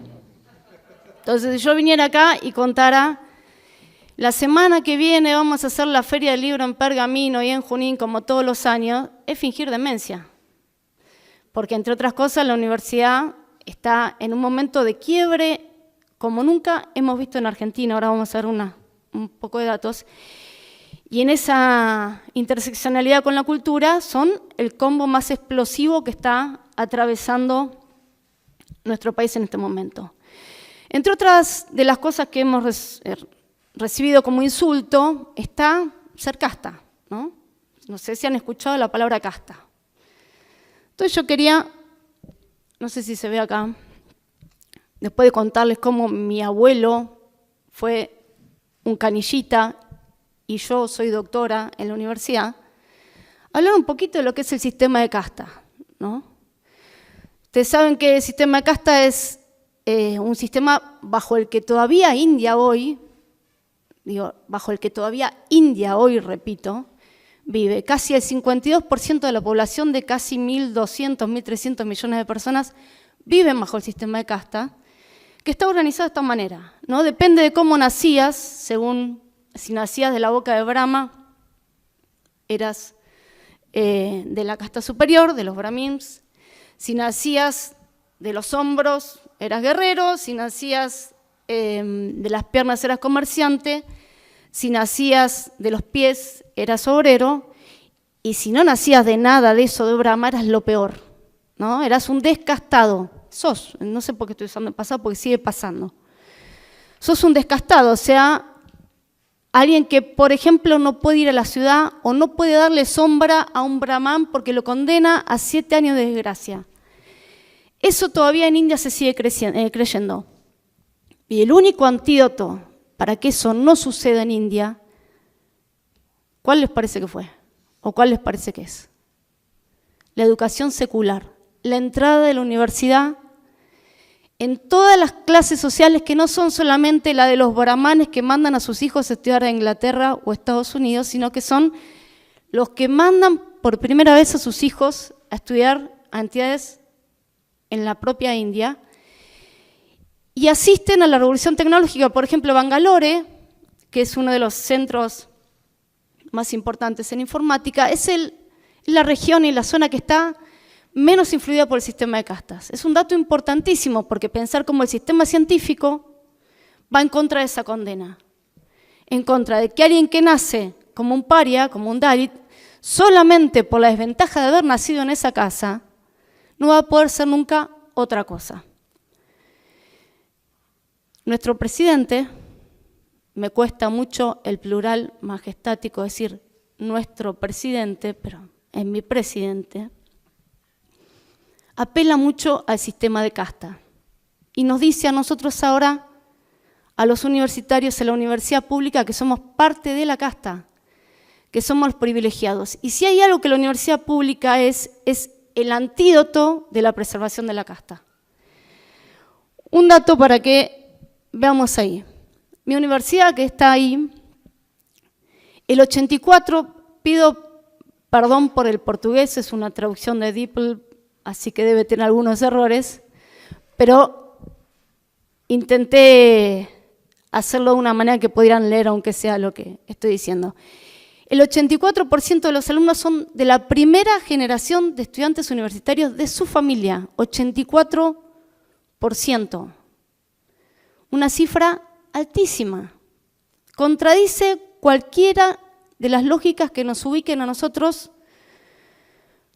como aquellos que propagamos un privilegio. Entonces, nosotros estamos en este momento en Argentina. Cuando decía, ¿cuál es la batalla cultural? ¿Qué vamos a hablar de cultura si nos están exterminando? Y traje acá algunas, me da pudor por cómo va a hacer la traducción o el lenguaje de señas o la traducción. Esto que están viendo acá son frases dichas desde el primer mandatario en la República Argentina. diciendo, por ejemplo, soy el topo que destruye el Estado desde adentro. Nuestro presidente está diciendo que va a destruir el Estado desde adentro. Me gustaría, la segunda la dijo hace 15 días, me gustaría meterle el último clavo al cajón del kirchnerismo con Cristina adentro. Esta no la dijo siendo presidente, después tuvo que tener alguna clase de pragmatismo para ubicarse, sobre todo con un papa argentino. El papa es el representante del maligno en la tierra ocupando el trono de la casa de Dios. Cuarta. Al zurdo de mierda no le podés dar ni 1 milímetro. Quinta. El cáncer de la humanidad es el socialismo. Sexta. Los voy a mear a todos. ¿Quién se creen que son? Eso se lo dijo a los gobernadores que no votaron una ley que quería que votaran. Repito, un primer mandatario de Estado diciéndole a sus gobernadores, los voy a mear a todos. Sexta. Es la época con menos dólares, por eso está caro el dólar. Esta semana querían poner el dólar a 1.800 pesos. Les dejamos el culo como un mandril, por eso están calientes. Séptima, que nos importa muchísimo a nosotros porque nos da un estado de situación. La libertad avanza es popular entre la juventud porque los jóvenes llevan menos tiempo expuestos al mecanismo de lavado del cerebro de la educación pública. Esas frases las dijo, repito, nuestro presidente. Ahora, no solamente el presidente. Ayer presentó su renuncia, dimitió, le echaron. Nuestra canciller, una mujer que entre otras cosas dijo, esas dos cosas que tienen ahí. En la base china nadie identificó que hubiera personal militar. Son chinos, son todos iguales. ¿No? Repito, una canciller de un Estado nacional diciendo que los chinos son todos iguales. Segunda, como liberal estoy de acuerdo con el proyecto de vida de cada uno, es mucho más amplio que el matrimonio igualitario, hablando del matrimonio igualitario. Déjame exagerar, le dice a un periodista, si vos preferís no bañarte y estar lleno de piojos, y es tu elección, listo. Después no te quejes si a alguien que no le gusta que tengas piojos.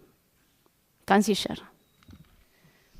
Por último, diputados, y esto hablando de los ODS y la sustentabilidad, diputados del gobierno, ¿por qué hay propiedad privada en la tierra y no en el mar?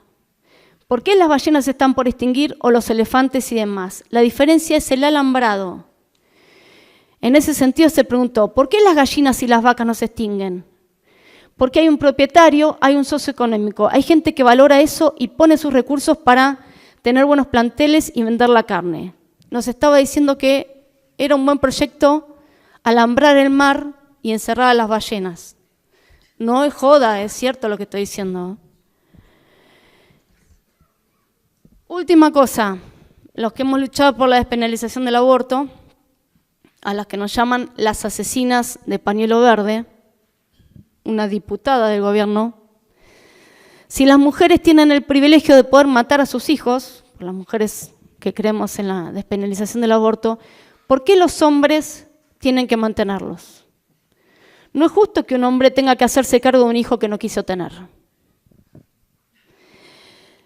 En ese campo de batalla es que estamos hoy acá, por eso que yo les vengo a contar todas las películas que hicimos mientras el Inca se está cerrando, es fingir demencia, todos los programas de televisión que hicimos mientras las cadenas de medios públicos se están cerrando, es fingir demencia. Tomé a un colega de ustedes, un brasilero, que trabajó sobre mi ley y que plantea eso que está ahí. Dice, los discursos violentos crean extremos a favor o en contra, sin posibilidad de problematización y apagan espacios de debate. Esos espacios de debate son los que nosotros tenemos que trabajar como cultura dentro y fuera de las universidades. Y sobre todo en tiempos, creo que acá lo hablaron en 2 mesas, voy a hacer un paréntesis, hace un tiempo atrás fui a ver la casa de mis abuelos en el País Vasco. La casa arriba tenía el lugar donde se dormía y abajo un establo. Entonces, la mayoría de las casas del País Vasco tenían eso. Yo no sabía por qué. La manera de calefaccionar esas casas era tener el ganado abajo para que los que estaban arriba no tuvieran tanto frío. Mis bisabuelos, mis tatarabuelos, mis abuelos y hasta mis padres vivieron casi con la misma tecnología de calefacción en su infancia y en su adultez. Ahora, desde la generación de mis padres a la mía y a la de mis sobrinos, el cambio fue 20 veces más vertiginoso del que nosotros podemos absorber hasta como institución. El algoritmo, en vez de problematizar, lo que viene a hacer en las redes sociales es a darnos la razón de lo que estamos pensando, aunque estemos pensando de la manera más cerrada del mundo, ¿sí? Viene todo el tiempo a clausurar el debate. Y esa lógica de clausura es la que está generando el gran estrago en la batalla cultural. Acá, cuando hablaron de batalla cultural, el profesor habló con muchísimo énfasis de eso. Y hay un lugar de la batalla cultural que se está dando en Argentina que tiene casi un epicentro en 3 lugares que son fuertemente para la universidad, son muy fuertes para la universidad, que son la cultura, la universidad y los feminismos.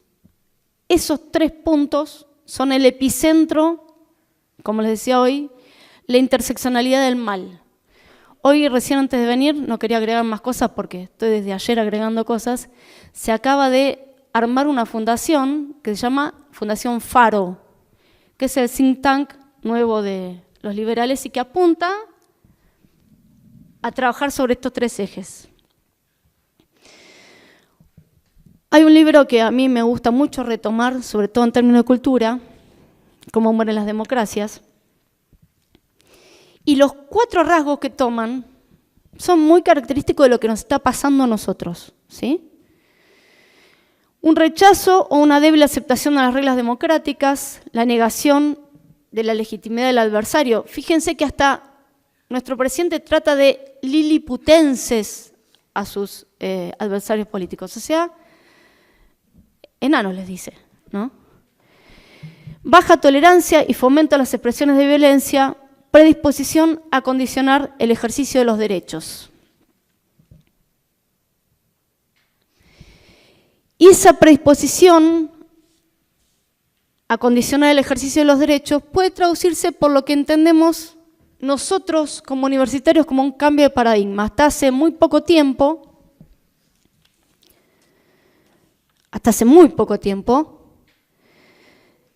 todos decíamos, las universidades son las instituciones que funcionan con mayor calidad o que tienen un funcionamiento de mayor calidad y ahora las universidades son las instituciones con un funcionamiento de mayor calidad, pero, y en ese pero, caen todos los males de este mundo.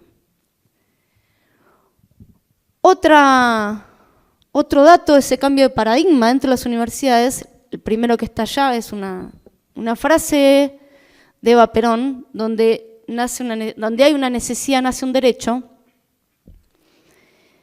Ese paradigma de donde existe una necesidad, nace un derecho, cambió, o el neoliberalismo, o más, no sé si el neolibertarismo, como se autodescribe nuestro gobierno,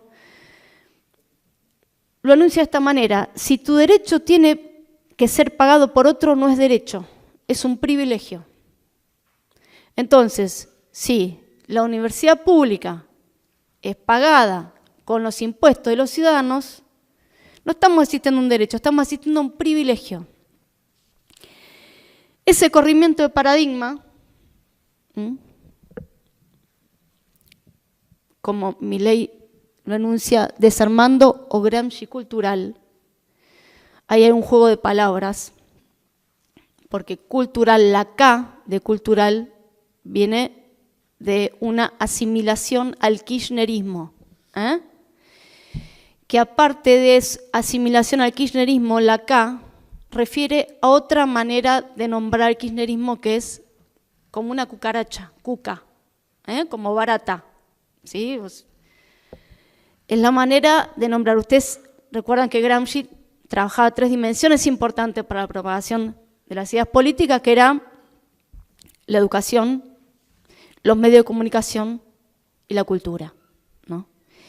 En ese paradigma estamos nosotros, con las políticas culturales de nuestras universidades. Hoy se está debatiendo, en Buenos Aires, el presupuesto para que nuestras universidades funcionen. Voy a tirar 2 datos solamente para terminar. En los primeros 7 meses del 2024, el gobierno ejecutó el 31% menos de los fondos para las universidades públicas. Y el presupuesto que las universidades públicas piden para el año 2025 es de 7,2 billones y el gobierno nos quiere dar 3,8 billones, ¿sí? La mitad.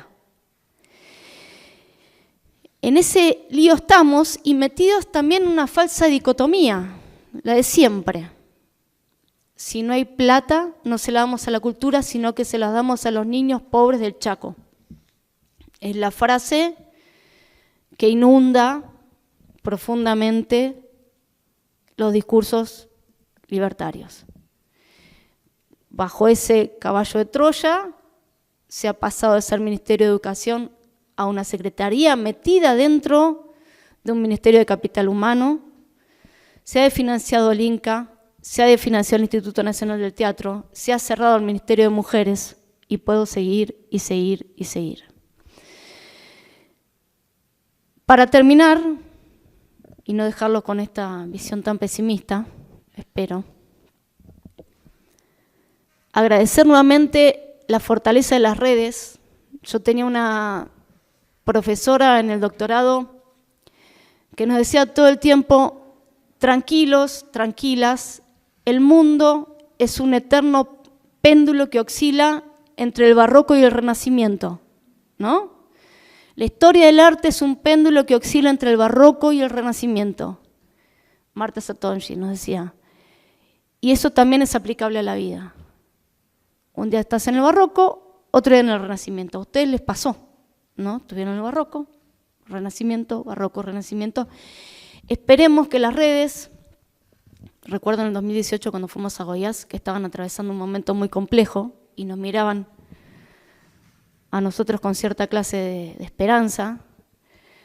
Esperemos que las redes sirvan para fortalecer, para contarles, no solamente para contarles, sino para trabajar. Una de las propuestas que trabajamos dentro de las redes fue la práctica y la praxis cultural, porque también dentro de la encerrona, dentro del desastre presupuestario que tenemos en las universidades, nuestra ley de educación superior define 3 actividades sustanciales de la universidad, que son la académica, la extensionista y la investigación. Por lo tanto, la praxis cultural queda un poquito relegada, y más en estos momentos de no hay plata, diría nuestro presidente. Así que simplemente contarles, mostrarles un poco en qué situación estamos real y agradecer y terminar con una frase de nuestro querido Luis Alberto Spinetta: la universidad pública y la cultura, el antídoto contra todos los males de este mundo. Gracias.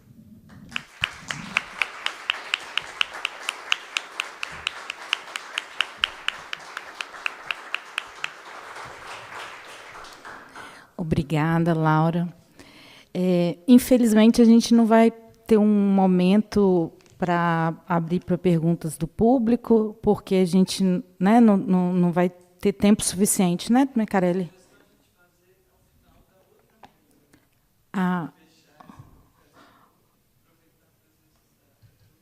Ok, mas aí vamos desmanchar a mesa e depois... Tá. Então, só para finalizar, né, a gente eu fiz várias referências aqui, né? Trouxe a ideia de cultivo da cultura e a gente pensou em semear, em qual terra semear, quais instrumentos utilizar para fazer essa cultura, como que a gente pode integrar as questões, e a fala da Laura me fez pensar em quem são essas pessoas que fazem esse cultivo, né? Quem são essas pessoas que fazem o cultivo da cultura? Porque quando ela apresenta essas frases, essas falas de pessoas que representam espaços de poder, né, e ocupam lugares importantes e que têm determinadas falas, me fez pensar isso. Quem são essas pessoas, né? O que significa? Principalmente porque ela trouxe a ideia das castas no início, né? Fiquei pensando nisso também, porque é uma configuração. A gente precisa da semente, precisa de quem semear, a gente precisa da terra, e a gente precisa para poder chegar numa possibilidade de ter uma flor no final, né, Molina? Então, eu acho que fica um pouco dessa sensação, assim, as políticas nacionais para a cultura e as políticas culturais nas universidades precisam ser cultivadas, e, para isso, a gente precisa de uma gama de questões, de instrumentos, que são as políticas, os planos, de sementes, que são essas ideias, de pessoas, que são os gestores, os produtores, os agentes culturais. Então, é todo um sistema para a gente conseguir cultivar e conseguir fazer com que essas políticas, né, deem frutos, né, virem flores, e, enfim. E tem uma questão que eu li e achei... Aí, eu só trazendo um pouco aqui, a Rose trouxe Guimarães, né? Aí eu fico pensando que a gente precisa ter coragem, né? Muita coragem, e também a gente não pode culpar a rede por ter buracos, né? Às vezes a gente faz isso, mas rede tem buraco também, né? Então é isso, gente. Muito obrigada. Boa tarde.